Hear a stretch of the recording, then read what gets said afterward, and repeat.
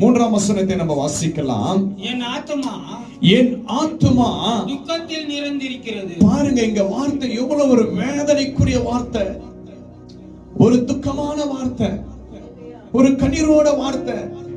ஆண்டவரே, என் ஆத்துமா எப்படி இருக்குதுங்களா?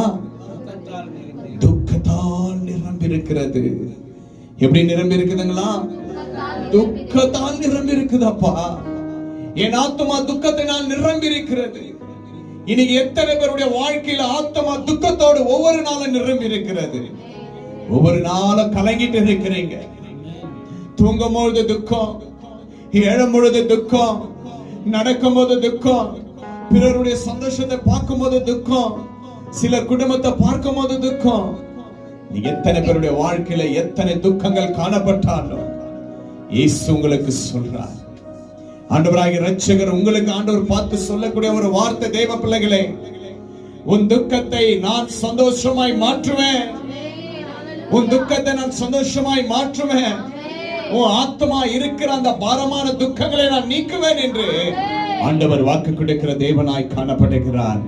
எனக்கு அன்பான தெய்வ பிள்ளைகளே, இந்த வார்த்தை பாருங்க, என் ஆத்மா துக்கத்தால் நிறைந்திருக்கிறது, என் ஜீவன் சமீபமாய் வந்திருக்கிறது. பாருங்க, சொல்றாரு, என் ஜீவன், என் உயிர், என் மூச்சு பாதாளத்துக்கு சமீபமாய் வந்திருக்கிறது. ஹல்லேலூயா. எவ்வளவு துக்கமா இருந்தா, எவ்வளவு வேதனையா இருந்தா இந்த வார்த்தை கர்த்தருடைய சமூகத்துல வைக்கிறாரு. பாத்தீங்களா? இப்படிப்பட்ட வாழ்க்கையில அநேக சூழ்நிலைகள் நமக்குள்ள காணப்படலாம். இதை கேட்டுக்கொண்டு பார்த்திருக்கிற தெய்வ பிள்ளைகளே, உங்க வாழ்க்கையில் அப்படி இருக்கலாம், இல்ல உங்களுடைய பிள்ளைகளுடைய வாழ்க்கையில் அப்படி இருக்கலாம், உங்க சூழ்நிலை அப்படி மாறப்பட்டு இருக்கலாம். ஆனா ஆண்டவருடைய சமூகத்தை நீங்க தேடி வந்து அப்பாவுடைய சமூகத்தில் உங்களுடைய பாரங்களை நீங்கள் வைக்கும் பொழுது கர்த்தர் அதுக்கு விடை கொடுக்கிற தேவனாய் காணப்படுகிறார்.